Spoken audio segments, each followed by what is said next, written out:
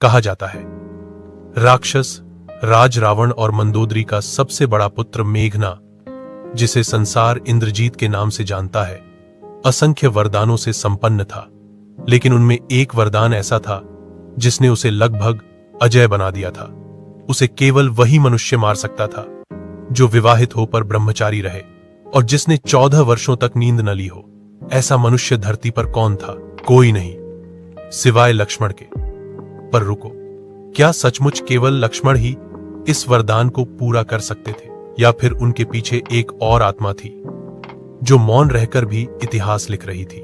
जब लक्ष्मण ने 14 वर्षों तक राम और सीता की सेवा का प्रण लिया, तभी देवी निद्रा उनके सामने प्रकट हुई और बोली, तुम बिना सोए कैसे रहोगे? लक्ष्मण ने कहा, मेरे धर्म में नींद की जगह नहीं। तब देवी बोली, तो तुम्हारी नींद किसी को सहनी होगी। और वह पहुंची उर्मिला के पास।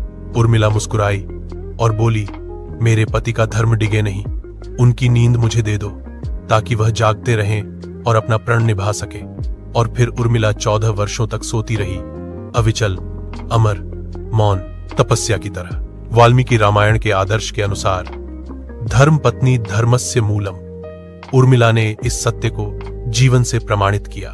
युद्धभूमि में जब लक्ष्मण ने इंद्रजीत का वध किया, तो उस एक वार में केवल लक्ष्मण का बल नहीं था, उसमें उर्मिला का शांति में किया गया त्याग, उनका 14 वर्षों का मौन तब भी समाहित था, क्योंकि जिसने 14 वर्षों तक नींद नहीं ली वह अकेले लक्ष्मण नहीं थे, वह लक्ष्मण और उर्मिला एक ही आत्मशक्ति थे।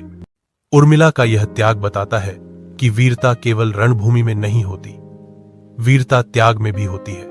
जैसे उपनिषदों में कहा गया है, त्यागे नैव अमृतत्व मांशुः, अमृतत्व त्याग से मिलता है। अगर उर्मिला के इस मौन बलिदान ने आपके दिल को छुआ हो तो इस कहानी को जरूर शेयर करें, ताकि दुनिया जान सके कि इतिहास केवल तलवारों से नहीं, त्याग से भी लिखा जाता है। जय श्री राम।